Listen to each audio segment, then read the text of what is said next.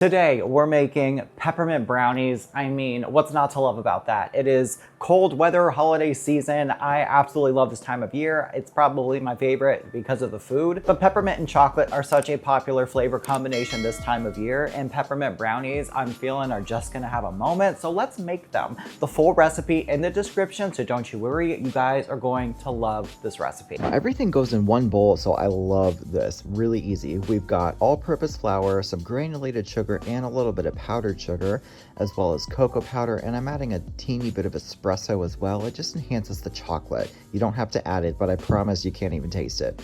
Whisk all that together, add in your wet ingredients, eggs, oil, vanilla, a little bit of water, and just mix until beautifully combined, and then fold in your chocolate chips and your crushed peppermint. Just fold gently until nicely combined and pour it into a prepared baking dish. I'm using an 8x8 square baking dish, greased with spray, lined with parchment, greased again. These bake for around 35 to 40 minutes. Let them cool all the way before you cut them because they are fudgy and gooey, which is exactly why I love them. The flavor is so good. Y'all are gonna love these.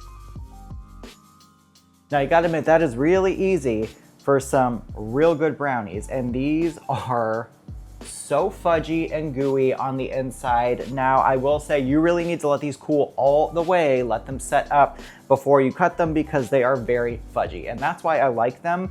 But you can just smell the hint of peppermint. Sprinkle some more on top with crushed candy cane, crushed peppermint. I actually order like crushed peppermint pieces online. You can check the link in my description. I'll actually include that for you guys if you want to make your life a little bit easier.